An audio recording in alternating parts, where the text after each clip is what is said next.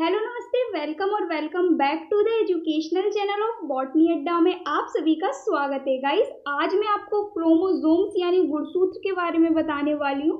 इसके अंतर्गत आने वाले आपके 4 से 5 टॉपिक जो कि वेरी इंपॉर्टेंट है, उनको हम जो है वो कवर करने वाले हैं। सबसे पहले इसका मैं आपको इंट्रोडक्शन बताऊंगी, जिसमें आपको बता दूंगी क्रोमोसोम्स क्या होते हैं, कहाँ पाए जाते हैं। ठीक है, बेसिक जो इन्फॉर्मेशन है वो मैं आपको इसके इंट्रोडक्शन के अंदर बताऊंगी। इसके बाद मैं आपको इसका इंट्रोडक्शन बताऊंगी। इसके बाद मैं आपको इसके नंबर ऑफ क्रोमोसोम्स बताऊंगी। देन इसके बाद हम इसका स्ट्रक्चर देखेंगे, टाइप्स ऑफ क्रोमोसोम्स देखेंगे। देन लास्ट में हम इसके जो है वो फंक्शंस देखेंगे। तो पूरा का पूरा टॉपिक जो है वो हम एक ही वीडियो के अंदर कवर करने वाले हैं। सो वीडियो के एंड तक बने रहिएगा। चलिए स्टार्ट करते हैं।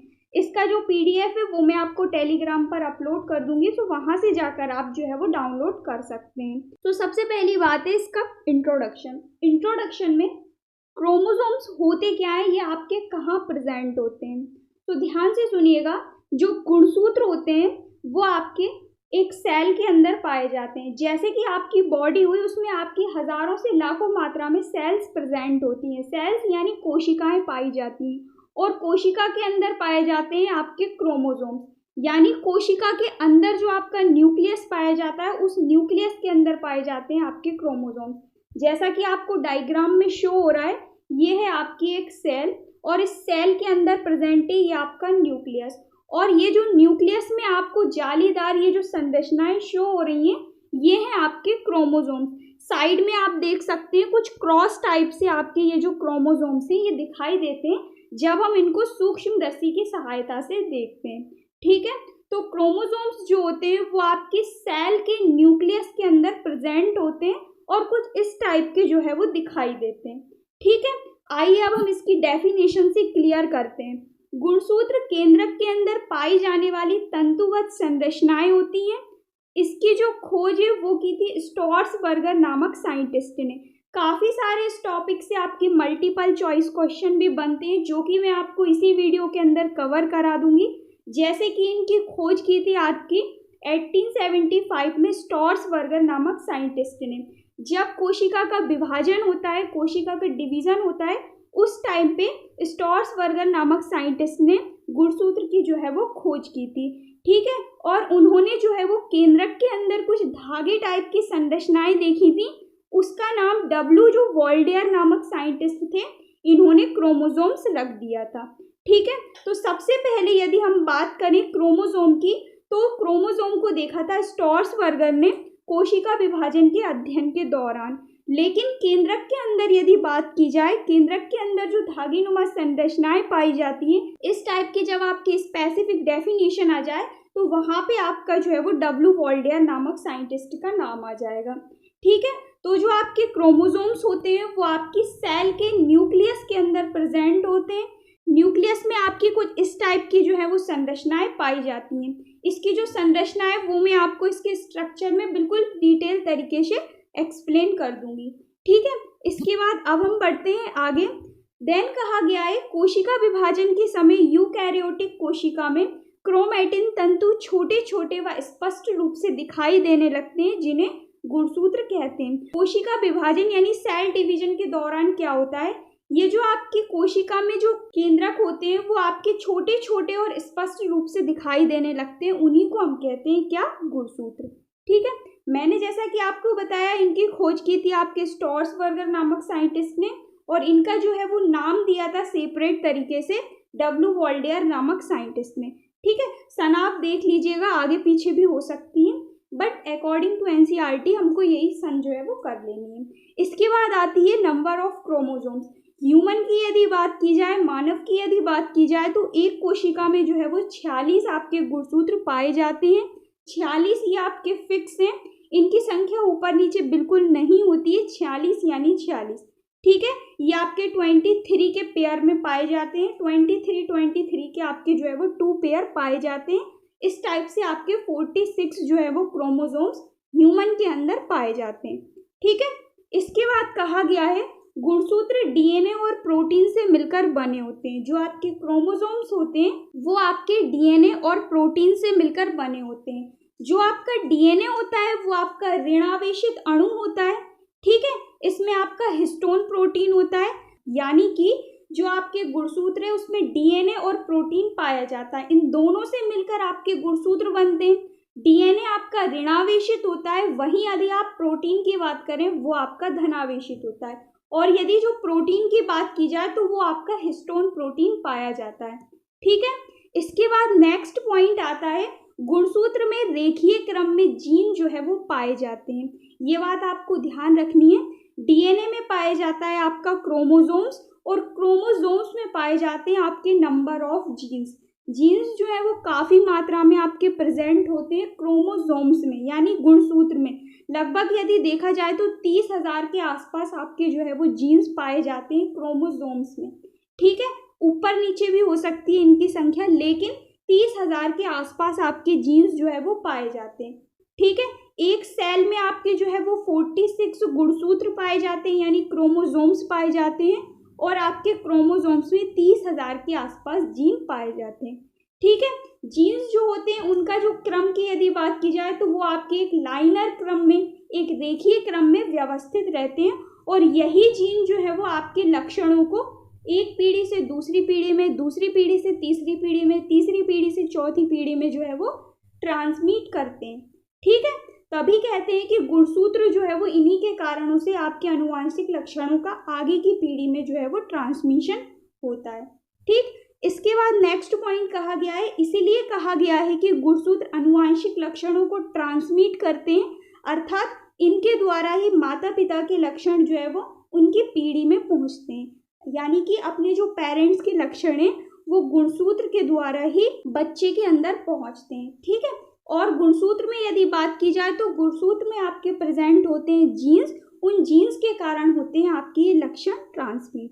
ठीक, इसके बाद नेक्स्ट पॉइंट है, गुणसूत्र की जो लंबाई होती है वो आपकी 3 से 5 माइक्रोन के आसपास होती है, और उसका जो व्यास है वो होता है आपका 0.2 से 3 माइक्रोन के आसपास इसकी जो है वो लंबाई और व्यास होता है। ठीक है, ये सारे पॉइंट मैंने आपको बताए एक एक करके, इसके जो है वो इंट्रोडक्शन के अंदर सारे के सारे पॉइंट आपके मोस्ट इम्पॉर्टेंट हैं, इनसे आपके काफ़ी ज़्यादा मल्टीपल चॉइस क्वेश्चन बनते हैं। ठीक है, तो ये हुआ इसका इंट्रोडक्शन। अब हम देखते हैं नंबर ऑफ क्रोमोसोम्स, यानी किसमें आपके कितने क्रोमोसोम्स, किसमें आपके कितने गुणसूत्र पाए जाते हैं। तो अलग अलग जो आपके जीव होते हैं, अलग अलग जो आपके प्राणी होते हैं, अलग अलग जो आपके एनिमल्स होते हैं, अलग अलग आपके पक्षी होते हैं, अलग अलग आपके पौधे होते हैं, सब में आपके अलग अलग गुणसूत्र पाए जाते हैं। सेम गुणसूत्र किसी में भी नहीं पाए जाते। जैसे कि ह्यूमन की बात की जाए तो ह्यूमन में पाए जाते हैं आपके 46 क्रोमोसोम्स। डॉग की यदि, कुत्ते की यदि बात की जाए तो इसमें पाए जाते हैं आपके 78 क्रोमोसोम्स। गाय की यदि बात की जाए तो इसमें पाए जाते हैं आपके 60 क्रोमोसोम्स। बिल्ली की यदि बात की जाए तो इसमें पाए जाते हैं आपके 36 क्रोमोसोम। ये सभी के सभी आपके मल्टीपल चॉइस क्वेश्चन में पूछे जाते हैं। ठीक है, जिस टाइप से एक ही जाति के सभी जीव समान नहीं होते हैं, उसी टाइप से गुणसूत्र भी आपके समान नहीं होते हैं। तो यही कहा गया है आपका, अलग अलग जीवों में गुणसूत्रों की संख्या भी भिन्न भिन्न होती है, एवं एक ही जाति के सभी जीवों में गुणसूत्रों की संख्या समान होती है। यानी कि यदि आपकी गाय जो होंगी, सारी गाय में आपके 60 क्रोमोसोम्स पाए जाते हैं। वहीं ह्यूमन की यदि बात की जाए तो मेल हो, फीमेल हो या फिर चाइल्ड ही क्यों ना हो, सभी में आपके जो है वो 46 क्रोमोसोम्स पाए जाते हैं। तो यही कहा गया है, एक ही जाति के सभी जीवों में गुणसूत्रों की संख्या समान होती है। ठीक है, इसके बाद नेक्स्ट पॉइंट है, सबसे कम गुणसूत्र म्यूकर हीमेलिस में पाया जाता है। सबसे कम यानी 2n=1, एक क्रोमोसोम पाया जाता है आपका म्यूकर हेमेलिस में। इसके बाद सबसे अधिक की यदि बात की जाए तो सबसे ज़्यादा गुणसूत्र पाए जाते हैं आपके ऑफियोग्लॉसम रेटिक्यूलम में। इसमें आपके सबसे ज़्यादा गुणसूत्र पाए जाते हैं। बात की जाए 2n=1260 आपके गुणसूत्र पाए जाते हैं। ये आपका प्रीवियस ईयर ही पूछा गया था बीएससी के अंदर मल्टीपल चॉइस क्वेश्चन में, तो इनको आपको याद कर लेना है, सबसे ज़्यादा किस में पाया जाता है और सबसे कम किस में पाया जाता है। ठीक है, तो ये हुए नंबर ऑफ क्रोमोसोम्स। अब हम बात करते हैं इसके स्ट्रक्चर में, इसकी संरचना में। तो इसकी जो संरचना है बहुत ही ज़्यादा इम्पॉर्टेंट है, ध्यान से सुनिएगा। तो इसकी जो संरचना है वो आपकी संरचना कुछ इस टाइप की क्रॉस के रूप में आपको देखने को मिलती है। काफ़ी सारी बुक्स में आपने देखा होगा। और यहाँ पे सेंटर में एक बिंदु पाया जाता है जिसे कहते हैं सेंट्रोमियर। ठीक है, इसे कहते हैं आपका सेंट्रोमियर।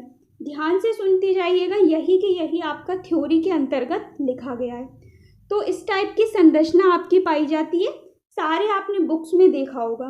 लेकिन जब हम इस संरचना को खोलकर सूक्ष्मदर्शी से देखते हैं तो ये जो आपकी संरचना है कुछ इस टाइप से दिखाई देती है। ठीक है, अब सुनिएगा, इसकी जो बाहर की ये जो आपकी लेयर है इसे कहते हैं पेलिकल। ये यहाँ पे आपकी शो हो रही है। ठीक है, इसके बाद ये जो आपकी अंदर की लेयर है इसे कहते हैं क्रोमेटिड। ये यहाँ पे आपकी शो हो रही है।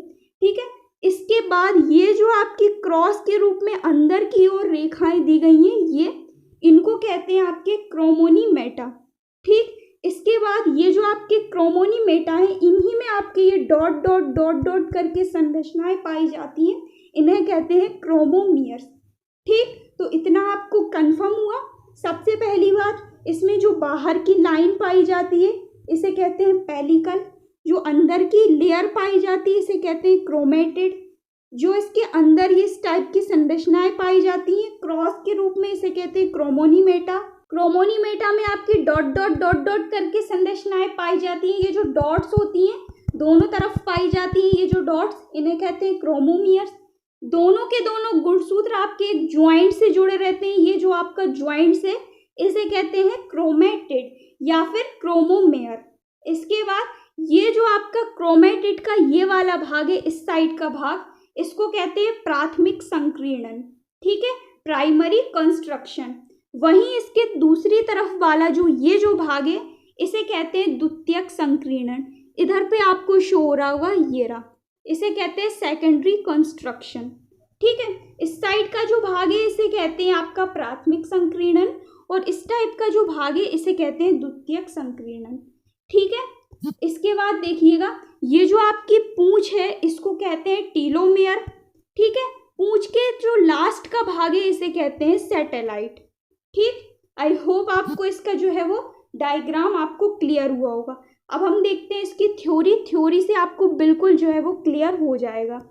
सबसे पहली बात, गुणसूत्र में कई प्रकार की संरचनाएं देखने को मिलती हैं, जैसा कि मैंने आपको बताया, chromonemata, chromomere, centromere, chromatid, telomere, primary संकीर्णन, द्वितीय संकीर्णन, ये सारी की सारी संरचनाएं आपको देखने को मिलती हैं। ठीक, इसके बाद नेक्स्ट कहा गया है गुणसूत्र की एकदम स्पष्ट संरचना कोशिका विभाजन की मध्यावस्था यानी मेटाफेज में दिखाई देती है। ये भी आपका काफी बार जो है वो मल्टीपल चॉइस क्वेश्चन में पूछा गया है कि गुणसूत्र की स्पष्ट संरचना सेल डिवीजन के किस प्रोसेस के थ्रू दिखाई देती है। सो ये जो आपकी अवस्था होती है इसको कहते हैं मेटाफेज अवस्था।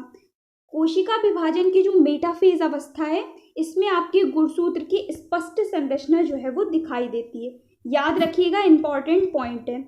इसके बाद कहा गया है प्रत्येक गुणसूत्र के दो भाग होते हैं या फिर कहा जाए तो दो भागों से मिलकर आपका गुणसूत्र बना होता है जिसे क्रोमेटिड कहते हैं, जिसे क्रोमेटिड कहते हैं या फिर अर्धसूत्र कहते हैं। ये देखिए आप, ये जो आपका क्रोमेटिड है ये रहा, एक ये भाग और एक ये भाग, इन दोनों भागों से मिलकर बना है आपका क्या, गुणसूत्र, जिसे कहते हैं क्रोमेटिड या फिर कहा जाए तो अर्धसूत्र। इसके बाद नेक्स्ट पॉइंट कहा गया है गुणसूत्र के दोनों क्रोमेटिड जिस बिंदु पर जुड़ते हैं उसे सेंट्रोमियर कहते हैं या गुणसूत्र बिंदु कहते हैं। जैसा कि मैंने आपको कहा था ये दोनों के दोनों एक ज्वाइंट से जुड़ते हैं, इस ज्वाइंट को कहते हैं सेंट्रोमेयर। ठीक है, जिस ज्वाइंट से ये जुड़ते हैं इसे सेंट्रोमेयर कहते हैं या फिर गुणसूत्र बिंदु कहते हैं।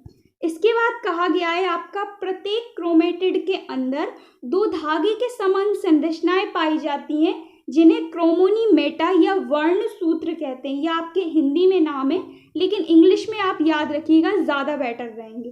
ठीक है, तो दोनों जो आपके क्रोमेटिड होते हैं, दोनों क्रोमेटिड के अंदर धागे की समान संरचनाएं पाई जाती हैं जिन्हें कहते हैं क्रोमोनीमेटा। ये देखिए डायग्राम में आपको स्पष्ट होगा, ये जो आपके क्रोमेटिड हैं दोनों के दोनों, इसमें आपकी ये धागे की समान संरचनाएं पाई जाती हैं। इन्हीं धागे की समान संरचनाओं को कहते हैं क्रोमोनीमेटा। ठीक, इसके बाद नेक्स्ट पॉइंट कहा गया है क्रोमोनीमेटा में मोतियों की माला की भांति संरचनाएं दिखाई देती हैं, जिन्हें क्रोमोमियर्स या वर्ण कणिकाएं कहते हैं। ये जो मैंने आपको कहा था, इसके अंदर डॉट डॉट डॉट डॉट के रूप में संरचनाएं पाई जाती हैं दोनों ओर, इन्हीं को कहते हैं आपके क्रोमोमियर्स या फिर वर्ण कणिकाएं। ठीक है, इसके बाद नेक्स्ट कहा गया है क्रोमोनीमेटा पर क्रोमोमियर्स लगे रहते हैं जो कि जीन की स्थिति को प्रदर्शित करते हैं। जीन की स्थिति को प्रदर्शित करते हैं, इसका मतलब ये है कि ये जो आपके क्रोमोनीमेटा है ना, इन क्रोमोनीमेटा में पाए जाते हैं आपके डॉट डॉट डॉट डॉट करके, इन संरचनाओं को ही कहते हैं जीन। ये जो आपके डॉट डॉट डॉट डॉट पाए जाते हैं ना, इन्हीं को कहते हैं जीन्स। तो यही कहा गया है कि क्रोमोनीमेटा, ये अर्थात ये जो लाइन है ये है आपके क्रोमोनीमेटा, इनमें पाए जाते हैं आपके ये डॉट डॉट यानी क्रोमोमियर्स। ये क्रोमोमियर्स में ये जो डॉट डॉट पाई जाती है यही कहलाती हैं आपकी जीन्स। यही जीन्स जो है वो आपके लक्षणों को एक पीढ़ी से दूसरी पीढ़ी में जो है वो ट्रांसमिट करते हैं। ठीक है, इसके बाद नेक्स्ट कहा गया है पॉइंट, गुणसूत्र के चारों तरफ प्रोटीन का एक आवरण पाया जाता है जिसे पेलिकल कहते हैं। जैसा कि मैंने आपको बताया था, ये जो आपका गुणसूत्र है इसके चारों तरफ बाहर वाली जो लेयर है इसको कहते हैं पेलिकल। ये आपकी प्रोटीन का आवरण होती है। ठीक है, इसके बाद नेक्स्ट पॉइंट कहा गया है, कई बार गुणसूत्र के किनारों पर एक संरचना पाई जाती है जिसे टेलोमियर कहते हैं। जैसा कि मैंने आपको कहा था, ये जो इसकी पूंछ है, इस पूंछ को ही कहते हैं टेलोमियर। कई बार पाई जाती है और काफ़ी बार नहीं भी पाई जाती, इसका कोई ठिकाना नहीं होता। ठीक है, तो कई बार पाई भी जाती है, कई बार नहीं भी पाई जाती, इसलिए लिखा है कि कई बार इसकी जो है वो संरचना में एक विशिष्ट संरचना पाई जाती है जिसे कहते हैं टेलोमियर। ठीक है, इसके बाद कहा गया है, प्रत्येक गुणसूत्र में एक खांच पाई जाती है जिस जगह पर दोनों क्रोमेटिड जुड़ते हैं, इस स्थान को प्राथमिक संकीर्णन या सेंट्रोमेयर कहते हैं। यानी कि दोनों के जो ज्वाइंट्स होते हैं जहाँ पे गुणसूत्र जुड़ते हैं उस खांच को कहते हैं सेंट्रोमेयर या फिर प्राथमिक संकीर्णन, जैसा कि मैंने आपको बताया था। इसके बाद नेक्स्ट पॉइंट है, कुछ गुणसूत्रों में प्राथमिक संकीर्णन के अतिरिक्त एक और संकीर्णन पाया जाता है जिसे द्वितीयक संकीर्णन या सेकेंडरी कंस्ट्रक्शन कहते हैं। जैसा कि मैंने आपको बताया था, एक बार फिर से बता देती हूँ डायग्राम में। ये है आपका प्राइमरी संकीर्णन, ये जॉइंट्स जिसे सेंट्रोमेयर कह रहे हैं, इस टाइप का भाग जो है वो, इस साइड का भाग जो है वो इसे कहते हैं प्राइमरी कंस्ट्रक्शन। ये जो आपका भाग है, ये यहाँ पर ये जो जुड़ा है इसको कहते हैं सेकेंडरी कंस्ट्रक्शन या द्वितीयक संकीर्णन। इसके बाद हम बढ़ते हैं आगे की ओर। नेक्स्ट पॉइंट में कहा गया है, ऐसे गुणसूत्र जिसमें द्वितीयक संकीर्णन पाया जाता है उन्हें सैटेलाइट गुणसूत्र कहते हैं। जैसा कि मैंने आपको कहा था, इस पूरे के पूरे भाग को सैटेलाइट भी कहा जाता है, इस पूंछ को सैटेलाइट भी कहा जाता है। तो जो आपका द्वितीयक संकीर्णन है, सेकेंडरी जो आपका कंस्ट्रक्शन है, इसे सैटेलाइट के नाम से भी जाना जाता है। ठीक है, इसके बाद नेक्स्ट पॉइंट में कहा गया है आपका, मनुष्य में 13, 14, 15, 21, 22वां जोड़ा जो है वो सैटेलाइट गुणसूत्र का होता है। याद रखिएगा, ये आपका मोस्ट इम्पॉर्टेंट पॉइंट है, मोस्ट इम्पॉर्टेंट पॉइंट है। मनुष्य में जो है वो 13, 14, 15, 21 और 22वां जो जोड़ा है वो आपका सैटेलाइट गुणसूत्र का होता है। यानी कि आपके जो 46 क्रोमोसोम हैं उसमें आपका 13, 14, 15, 21 और 22वां जो जोड़ा है, पेयर के रूप में यदि हम देखें तो उसमें जो है वो ये चारों के चारों, ये पांचों के पांचों जो जोड़े हैं उनमें आपका सैटेलाइट गुणसूत्र पाया जाता है, उनमें आपकी ये जो है वो पूंछ पाई जाती है। ठीक है, काफ़ी बार पूछा गया है आपके एग्जाम में। इसके बाद नेक्स्ट कहा गया है, प्राथमिक संकीर्णन सभी गुणसूत्र में पाया जाता है, लेकिन जो आपका द्वितीयक संकीर्णन है जिसे कहते हैं सैटेलाइट, वो आपका सभी गुणसूत्र में नहीं पाया जाता है। जैसा कि मैंने आपको कहा, 13, 14, 15, 21, 22 केवल और केवल इनमें पाया जाता है आपका सैटेलाइट गुणसूत्र या फिर द्वितीयक संकीर्णन, सभी में नहीं पाया जाता है। सभी में पाया जाता है आपका प्राथमिक संकीर्णन यानी प्राइमरी कंस्ट्रक्शन। ठीक है, तो दोनों पॉइंट आई होप आपको जो है वो क्लियर हुए होंगे। सो ये हुआ इसका जो है वो स्ट्रक्चर क्रोमोसोम्स का। एक बार और मैं आपको बता देती हूँ, अच्छे से क्लियर हो गया होगा, नहीं भी हुआ होगा तो मैं आपको डबल से बताती हूँ। ये देखिए, सबसे पहली बात, इसका जो बाहर की लेयर होती है इसे कहते हैं पेलिकल। इसका जो अंदर का आवरण होता है उसे कहते हैं क्रोमेटिड। इनमें जो है वो ये जो आपकी इस टाइप की क्रॉस रूप में संरचनाएं पाई जाती हैं इसे कहते हैं क्रोमोनीमेटा। इनमें आपकी जो डॉट डॉट डॉट डॉट संरचनाएं पाई जाती हैं ये कहलाती हैं आपकी क्रोमोमियर्स। ये जो क्रोमोमियर्स में ये जो डॉट डॉट डॉट डॉट संरचनाएं होती हैं यही आपके जीन्स होते हैं। लगभग 30,000 के आसपास आपके जीन्स पाए जाते हैं। दोनों के दोनों ये जो आपका ये वाला भाग है और ये वाला भाग है एक पॉइंट से जुड़ता है जिसे कहते हैं सेंट्रोसोम या फिर इसे प्राइमरी कंस्ट्रक्शन यानी प्राथमिक संकीर्णन के नाम से भी जाना जाता है। वहीं आपकी एक पूंछ भी पाई जाती है काफ़ी सारे गुणसूत्र में, जैसा कि मैंने आपको बताया था 13, 14, 15 इस टाइप के गुणसूत्र मैंने आपको बताए थे, 4 से 5 गुणसूत्र, उन्हीं में केवल पाया जाता है आपका द्वितीयक संकीर्णन यानी सेकेंडरी कंस्ट्रक्शन। इसे सैटेलाइट के नाम से भी जाना जाता है। इसमें आपका टीलोमियर भी पाया जाता है, इसको कहते हैं टीलोमियर। ये आपका कुछ ही गुणसूत्र में पाया जाता है, लेकिन ये जो आपका प्राइमरी कंस्ट्रक्शन है सेंट्रोमियर के नाम से जिसे जाना जाता है ये आपका सभी में पाया जाता है। आई होप अब आपको इसका जो है वो स्ट्रक्चर कंफर्म हुआ होगा।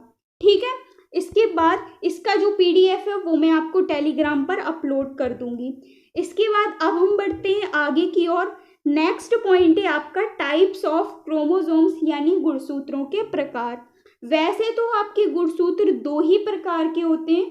सबसे पहला है आपका ऑटोसोम्स और दूसरा है आपका सेक्स क्रोमोसोम्स। हिंदी में यदि कहें तो सबसे पहला है आपका कायिक यानी दैहिक गुणसूत्र और दूसरा है आपका लिंग गुणसूत्र जिसे सेक्स क्रोमोसोम के नाम से जाना जाता है। सो ध्यान से सुनिएगा, जो आपके गुणसूत्र होते हैं वो होते हैं आपके 46 और ये जो आपके 46 गुणसूत्र हैं ये 23 के पेयर में पाए जाते हैं। ठीक है, आपका जो 23वां यानी लास्टवा जो पेयर होता है उसे कहते हैं सेक्स क्रोमोसोम्स। बाकी जो आपके 22 पेयर पाए जाते हैं उन्हें कहते हैं आपके ऑटोसोम्स या फिर कायिक या फिर दैहिक गुणसूत्र। ठीक है, तो अब हम देखते हैं इसकी थ्योरी। स्टार्टिंग में 22 जोड़ी अथवा 44 गुणसूत्र आपके ऑटोसोम्स कहलाते हैं। जैसा कि मैंने आपको बताया 46 में से आपके 44 जो क्रोमोसोम्स हैं यानी 22 जोड़ी आपके जो क्रोमोसोम्स हैं स्टार्टिंग के उन्हें कहते हैं आपके ऑटोसोम्स। ठीक है, यही हमारे कायिक लक्षणों का निर्धारण करते हैं, यही हमारी बॉडी के जो कायिक लक्षण हैं उनका निर्धारण करते हैं। ठीक है, इसके बाद आता है सेकंड आपका सेक्स क्रोमोसोम्स यानी लिंग गुणसूत्र। मेल और फीमेल का निर्धारण करते हैं ये आपके सेक्स क्रोमोसोम्स, बहुत ही ज़्यादा इंपॉर्टेंट होते हैं। आपका जो 23 यानी लास्ट वाला जो पेयर है वो आपका कहलाता है क्या, सेक्स क्रोमोसोम्स यानी लिंग गुणसूत्र। 23 यानी लास्ट जो आपका पेयर है वो आपका XX यदि हुआ तो वो आपकी फीमेल यानी मादा होती है और यदि आपका XY हुआ तो वो आपका मेल यानी नर होता है। यह इसीलिए कहा गया है कि जो आपका सेक्स क्रोमोसोम है वो आपका मेल और फीमेल का निर्धारण करता है और ये जो आपका सेक्स क्रोमोसोम है ये आपका 23वां जोड़ा लिंग गुणसूत्र यानी सेक्स क्रोमोसोम कहलाता है। ठीक है, तो ये हुए इसके 2 टाइप के मेन टाइप होते हैं ये आपके क्रोमोसोम्स के। लेकिन यदि हम इसकी स्थिति के अकॉर्डिंग देखें तो सेंट्रोमियर की जो स्थिति होती है, गुणसूत्र के जो 2 भाग होते हैं एक पॉइंट से जुड़े रहते हैं जिसे कहते हैं सेंट्रोमियर। यदि हम सेंट्रोमियर की स्थिति के अकॉर्डिंग देखें तो आपके गुणसूत्र जो है वो 4 टाइप के होते हैं। कौन कौन से होते हैं? सबसे पहला है आपका मेटासेंट्रिक, दूसरा है आपका सब मेंट्रासेंट्रिक, तीसरा है आपका एकोसेंट्रिक और चौथा है आपका टीलोसेंट्रिक। ये 4 टाइप के आपके सेंट्रोमियर की स्थिति के अकॉर्डिंग होते हैं। यदि ऐसे ही नॉर्मली देखा जाए तो नॉर्मली आपके जो है वो गुणसूत्र 2 ही टाइप के होते हैं, ऑटोसोम्स और सेक्स क्रोमोसोम्स, जिसमें आपका 22 तक जोड़े जो होते हैं वो आपके ऑटोसोम्स कहलाते हैं और 23वां जो आपका जोड़ा है वो कहलाता है आपका सेक्स क्रोमोसोम। ठीक है, और यदि हम सेंट्रोमियर की स्थिति के अकॉर्डिंग देखें तो आपके गुणसूत्र 4 टाइप के होते हैं। चलिए अब हम इसके एक एक करके टाइप भी देख लेते हैं सेंट्रोमियर के अकॉर्डिंग। सेंट्रोमियर गुणसूत्र को 2 भुजाओं में बांटता है। जैसा कि मैंने आपको कहा ये इस टाइप के आपके गुणसूत्र पाए जाते हैं, बीच में पाया जाता है आपका सेंट्रोसोम। तो ये जो आपका सेंट्रोसोम है एक ये और एक ये 2 भागों में बांटता है आपका सेंट्रोसोम गुणसूत्रों को। ठीक है, तो सबसे पहली इसकी स्टेज है, सबसे पहला इसका प्रकार है मेटासेंट्रिक। इसे हिंदी में कहा जाता है मध्य केंद्री। ठीक है। इस साइड में आपको इसका डायग्राम भी शो हो रहा होगा, ये है मेटासेंट्रिक स्टेज। तो इसके अंतर्गत कहा गया है, मध्य केंद्रीय अवस्था के अंतर्गत कहा गया है, मेटासेंट्रिक गुणसूत्रों में सेंट्रोमेयर मध्य में जो है वो स्थित होता है। ये यहाँ पर देखिए आप इसके डायग्राम में, ये है आपका सेंट्रोसोम, ये आपका मध्य में यानी बीच में यानी सेंटर में पाया जाता है, ठीक है। एवं इनकी दोनों भुजाएं लगभग बराबर होती है। ये देखिए, ये इसकी दोनों भुजाएं, ये आपका क्रोमोसोम है जो कि सेंट्रोमियर की स्थिति के अकॉर्डिंग पहला क्रोमोसोम है मेटासेंट्रिक। इसमें जो सेंट्रोसोम है वो आपका बीच में प्रेजेंट है, दोनों ओर आपके जो है वो क्रोमोसोम पाए जाते हैं, और ये जो आपके क्रोमोसोम है ये दोनों की दोनों भुजाएं बराबर होती हैं। तो इसे कहते हैं आपकी पहली स्टेज, जो कि आपकी मेटासेंट्रिक, ठीक। इसके बाद सेकंड है आपकी सब मेटासेंट्रिक, यानी हिंदी में यदि बात की जाए तो इसे कहते हैं उपमध्य केंद्रीय। इस साइड में देखिए आप इसका डायग्राम, इसके अंतर्गत कहा गया है सब मेटासेंट्रिक गुणसूत्रों में सेंट्रोमेयर मध्य बिंदु से थोड़ा सा दूर की ओर स्थित होता है। ये देखिए यहाँ से कितना दूर है और यहाँ से कितना पास है, इसीलिए कहा गया है जो सब मेटासेंट्रिक आपका क्रोमोसोम है गुणसूत्र के जो सेंटर जो होता है उससे थोड़ा सा दूर स्थित होता है, इसीलिए इसकी दोनों भुजाएं समान दिखाई नहीं देती हैं। एक तरफ ये वाली भुजा कितनी ज़्यादा झुकी हुई है और ये वाली भुजा कितनी ज़्यादा सक्रिय हुई है, इसलिए कहा गया है एक तरफ तो ये ज़्यादा हुआ झुका हुआ दिखाई देता है और दूसरी तरफ की भुजा में ये बिल्कुल पास में दिखाई देता है, इसलिए दोनों भुजाएं जो हैं वो समान नहीं होती हैं। तो इस स्टेज को क्या कहते हैं, सब मेटासेंट्रिक यानी उपमध्य केंद्रीय। इसके बाद थर्ड है आपका एक्रोसेंट्रिक। एक्रोसेंट्रिक को अग्र बिंदु के नाम से भी जाना जाता है और ये है इसका डायग्राम। तो इसकी थ्योरी के अंतर्गत कहा गया है इस प्रकार के गुणसूत्र कुछ इस तरह से दिखाई देते हैं कि मानो वे एक छड़ की भांति हो, एक छड़ यानी एक रॉड की भांति हो। ये देखिए इस टाइप की आपकी रॉड होती है तो एक रॉड की भांति दिखाई देते हैं, एक छड़ की भांति आपके जो है वो एक्रोसेंट्रिक क्रोमोसोम दिखाई देते हैं। गुणसूत्र की एक भुजा काफी छोटी होती है तो दूसरी भुजा काफी बड़ी होती है। ये देखिए ये जो ऊपर वाली भुजा है ये कितनी छोटी है और ये जो नीचे वाली भुजा है ये कितनी बड़ी है, इसी टाइप से दिखाई दे रहे हैं और बीच में पाया जा रहा है आपका सेंट्रोसोम। तो इस स्टेज को कहते हैं एक्रोसेंट्रिक। यही कहा गया है कि जो आपका गुणसूत्र है इसकी एक भुजा तो काफ़ी छोटी होती है और दूसरी भुजा काफ़ी बड़ी होती है, ठीक है। और जो आपका ये क्रोमोसोम है एक रॉड के रूप में, एक छड़ के रूप में दिखाई देता है, ठीक। तो इस अवस्था को कहते हैं एक्रोसेंट्रिक। इसके बाद लास्ट अवस्था है, फोर्थ स्टेज है आपकी टीलोसेंट्रिक, यानी इसे कहते हैं अंत केंद्रीय। अंत केंद्रीय का मतलब होता है जो आपका क्रोमोसोम होता है इसमें केवल और केवल आपकी एक ही जो है वो भुजा दिखाई देती है। देखिए इसमें कहा गया है इस प्रकार के गुणसूत्र में सेंट्रोमेयर आगे की ओर स्थित होता है, इसके कारण गुणसूत्र की केवल एक भुजा दिखाई देती है। ये देखिए ये जो आपका सेंट्रोसोम है आगे की ओर स्थित है, इसी के कारण आपकी जो है वो गुणसूत्र की केवल और केवल एक भुजा दिखाई देती है। यह गुणसूत्र काफ़ी रेयर स्थिति में पाया जाता है। वैसे तो ये जो आपका गुणसूत्र है टीलोसेंट्रिक ये नहीं पाया जाता, लेकिन कई बार साइंटिस्ट ने कई रेयर कंडीशन में इस टाइप के गुणसूत्र को भी देखा है, इसीलिए इसे फोर्थ स्टेज में रखा गया है, फोर्थ टाइप में रखा गया है जिसे अंतः केंद्रीय कहते हैं।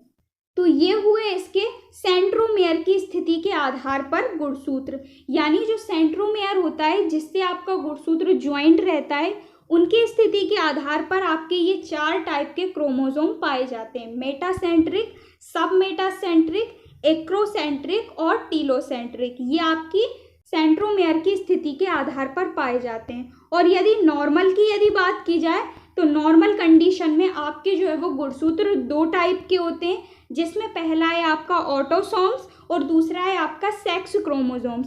टोटल आपके 46 क्रोमोसोम्स पाए जाते हैं जो कि आपके 23 पेयर में पाए जाते हैं। 22 पेयर जो होते हैं वो होते हैं आपके ऑटोसोम्स और 23 यानी जो लास्ट वाला आपका पेयर होता है वो होता है आपका सेक्स क्रोमोसोम्स। जो आपका 22 यानी 22वां जो जोड़ा होता है वो आपके कायिक लक्षणों का निर्धारण करता है, वहीं जो आपका 23वां यानी लास्ट वाला जो जोड़ा होता है वो आपके मेल और फीमेल का जो है वो निर्धारण करता है, ठीक है। तो ये हुए आपके गुणसूत्र के प्रकार। आई होप आपको क्लियर हुए होंगे। कोई भी डाउट हो तो आप मुझे नीचे कमेंट करके बता सकते हैं। इसके बाद अब हम देखते हैं इसके फंक्शंस इसके कार्य, जो कि आपका लास्ट पॉइंट है, काफ़ी बार आपके एग्जाम में पूछे गए इसके कार्य। तो गुणसूत्र के कार्य यानी फंक्शन ऑफ क्रोमोसोम्स। सबसे पहला है गुणसूत्र जीवों की शारीरिक क्रियाओं जैसे कि डेवलपमेंट यानी विकास, प्रजनन, प्रकार्यात्मक कार्य आदि का संचालन करते हैं। ये जो आपके गुणसूत्र होते हैं गाइस, आपकी बॉडी में काफ़ी ज़्यादा महत्वपूर्ण होते हैं। इन्हीं के कारण आपकी जो है वो विकास होता है, काफ़ी सारी शारीरिक क्रियाएं होती हैं, रिप्रोडक्शन भी इन्हीं के द्वारा होता है, प्रजनन भी इन्हीं के द्वारा होता है, प्रकार्यात्मक जो आपके दैनिक कार्य होते हैं वो भी इन्हीं के द्वारा ही करते हैं। यदि इनकी कमी हो जाती है तो इनसे काफ़ी ज़्यादा डिसऑर्डर भी पैदा हो जाते हैं। ऐसा नहीं है, ये आपके लिए काफ़ी ज़्यादा यूज़फुल भी होते हैं। इसीलिए कहा गया है कि ये जो आपके गुणसूत्र होते हैं काफ़ी ज़्यादा महत्वपूर्ण होते हैं। शारीरिक क्रियाओं में विकास, प्रजनन, प्रकार्यात्मक कार्य आदि का संचालन गुणसूत्रों के द्वारा होता है। ठीक है, इसके बाद नेक्स्ट है, ये आनुवांशिक सूचनाओं को पीढ़ी दर पीढ़ी संचारित करते हैं। जैसा कि मैंने आपको कहा कि ये जो गुणसूत्र है इनके अंदर पाए जाते हैं आपके जीन्स, 30,000 के अमाउंट में पाए जाते हैं आपके जीन्स, और ये जीन्स जो हैं यही आपकी सूचनाओं को ट्रांसमिट करते हैं पीढ़ी दर पीढ़ी। इसीलिए कहते हैं कि बच्चा जो है वो अपनी दादी के ऊपर गया है, या फिर अपनी मम्मी के ऊपर गया है, या फिर अपनी मौसी के ऊपर गया है, या फिर अपने पापा के ऊपर गया है, ऐसा कहा जाता है ना। तो इन्हीं के कारण से कहा जाता है, क्योंकि गुणसूत्र में पाए जाते हैं आपके जीन्स, और ये जो जीन्स होते हैं यही करते हैं आपके आनुवांशिक सूचनाओं को पीढ़ी दर पीढ़ी ट्रांसमिट। इसके बाद नेक्स्ट कार्य है इसका, गुणसूत्र की संरचना एवं संख्या में परिवर्तन से जीवों में अनेक प्रकार के नए परिवर्तन या नए लक्षण उत्पन्न होते हैं। इसका मैं आपको सेपरेट अलग से वीडियो प्रोवाइड करूंगी, जिसमें मैं आपको बताऊंगी कि कौन से गुणसूत्र की कमी से क्या लक्षण उत्पन्न होता है। काफ़ी सारे डिसऑर्डर हैं जो कि बहुत ही ज़्यादा इंपॉर्टेंट हैं और आपके एग्जाम में पूछे जाते हैं, तो मैं इसका आपको एक अलग से सेपरेट वीडियो प्रोवाइड करूंगी। यदि गुणसूत्र की कमी हो जाती है, या गुणसूत्र में वृद्धि हो जाती है, या फिर गुणसूत्र में कोई ना कोई अलग से जो है वो परिवर्तन हो जाता है, तो उससे नए लक्षण, नए कैरेक्टर, नए डिसऑर्डर उत्पन्न हो जाते हैं। इसीलिए मैंने आपको कहा कि ये गुणसूत्र जो है ना बहुत ही ज़्यादा इम्पॉर्टेंट होते हैं, क्योंकि इनसे पूरा का पूरा आपका आनुवंशिक भाग जो है वो चलता है। ठीक है, इसके बाद नेक्स्ट कहा गया है, गुणसूत्र का हेटेरोक्रोमेटिन वाला भाग केंद्रिका का निर्माण करता है। अब ध्यान से सुनिएगा, जो आपकी सेल है, सेल में पाया जाता है न्यूक्लियस यानी केंद्रक, और उस केंद्रक में पाया जाता है आपका क्या, गुणसूत्र, और वो जो गुणसूत्र है ना उसी का ही आपका हेटेरोक्रोमेटिन वाला भाग उस केंद्रक के अंदर केंद्रिका यानी न्यूक्लियस का निर्माण करता है। ठीक है, तभी आप कहते हो कि केंद्रक के अंदर पाई जाती है केंद्रिका। लेकिन आपको ये नहीं पता होगा कि केंद्रिका का निर्माण कौन करता है। तो जो केंद्रिका होती है उस केंद्रिका का निर्माण करता है गुणसूत्र का हेटेरोक्रोमेटिन वाला भाग। ठीक है, इसके बाद नेक्स्ट पॉइंट है, ये कोशिका के निर्माण में भी भाग लेता है। तो जैसा कि मैंने आपको बताया, कोशिका के अंदर न्यूक्लियस में पाया जाता है, और न्यूक्लियस के अंदर स्वाभाविक सी बात है जब वो केंद्रिका का निर्माण कर रहा है तो सेल के निर्माण में भी कहीं ना कहीं भाग लेगा ही। ठीक है, तो ये हुए इसके सारे के सारे फंक्शंस जो कि मोस्ट इम्पॉर्टेंट हैं, और इसके अंतर्गत आने वाले 4 से 5 टॉपिक जो कि मैंने आपको बताया, ये सारे के सारे टॉपिक आपके एग्जाम में पूछे ही जाते हैं। टाइप्स ऑफ क्रोमोसोम्स 2 टाइप के मैंने आपको बताया, इसकी स्ट्रक्चर मैंने आपको बताया, पूरा का पूरा कई बार पूछा गया है इसका स्ट्रक्चर आई होप आपको क्लियर हुआ होगा, बिल्कुल खोल के मैंने आपको बताया। देन इसके बाद मैंने आपको नंबर ऑफ क्रोमोसोम्स बताया। देन इसके बाद मैंने आपको इसका इंट्रोडक्शन बताया, जिसमें खोज किसने की, इसकी जो खोज है ये काफ़ी बार आपके मल्टीपल चॉइस क्वेश्चन में पूछी गई है। इनका नाम किसने रखा ये भी आपका अलग से पूछा जाता है। ह्यूमन में 46 टाइप के क्रोमोसोम्स पाए जाते हैं, ये भी मैंने आपको बताया। साथ ही साथ जो गुणसूत्र होते हैं वो आपके डीएनए और प्रोटीन से मिलकर बने होते हैं। ये सारा का सारा पॉइंट मैंने आपको बताया, ये सारे आपके एग्जाम में पूछे जाते हैं। सो आई होप वीडियो आपको क्लियर हुआ होगा। कोई भी डाउट हो आप मुझे नीचे कमेंट करके ज़रूर बताइएगा। मिलते हैं नेक्स्ट वीडियो में न्यू टॉपिक के साथ। यदि आप चैनल पर नए हो तो चैनल को सब्सक्राइब करना बिल्कुल भी ना भूलें। सो मिलते हैं नेक्स्ट वीडियो में न्यू टॉपिक के साथ। Thank you so much for watching, keep on learning.